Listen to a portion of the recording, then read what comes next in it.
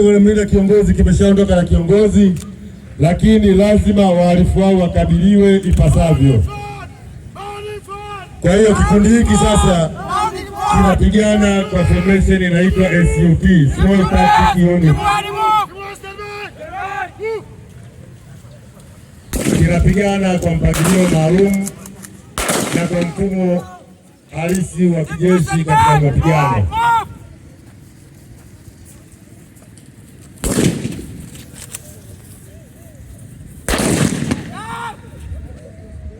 Hapa kikundi kinazidi ku advance mbele kikiwa kimejigawa katika section mbili za mashambulizi.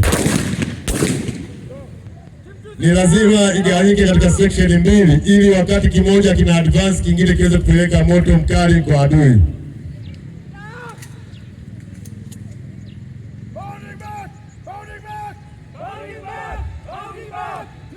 Kikundi kimefika mwisho wa eneo la mashambulizi, kwa hiyo kinaanza kurudi kwa mfumo unaitwa bounding back. Wakati kinarudi ni lazima kiendelee na mashambulizi ili kumzuia adui asije akawashambulia wakati wengine wamegeuka nyuma kurudi. Hiyo ni mfumo unaitwa bounding back.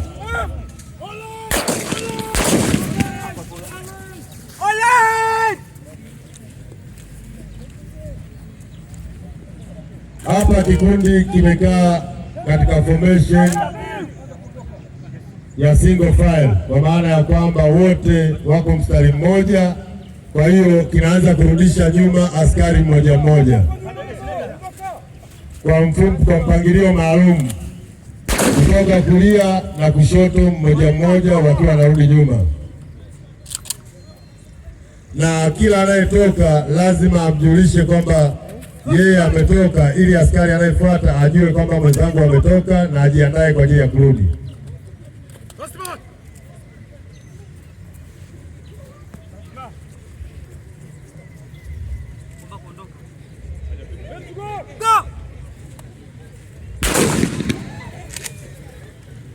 Mashambulizi yanaendelea huku wakiendelea bound back.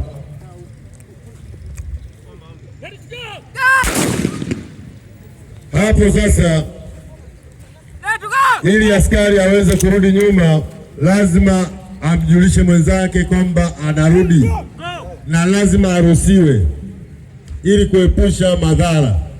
Ndio maana utasikia anayetaka kuondoka anazungumza kwamba ready to go, na anaruhusiwa kwamba go.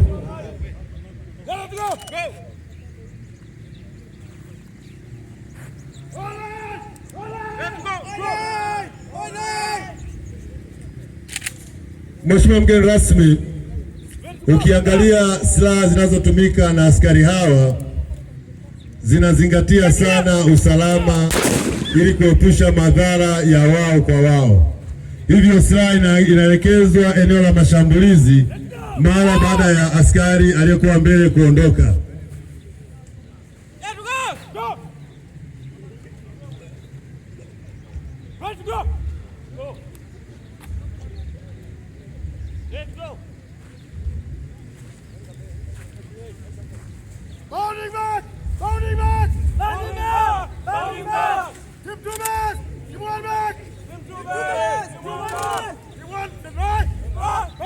Hapo timu 1 inaondoka na timu 2 inabakia kuwa base, kwa maana ya kuendelea kuimarisha ulinzi.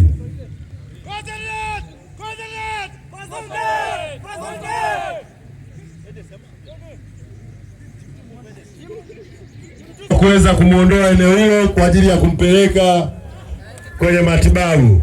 Ndio maana utaona askari hao wameimarisha ulinzi na wanaendelea kuondoka kwa mpangilio maalum ili askari aliyejeruhiwa aendelee kulindwa.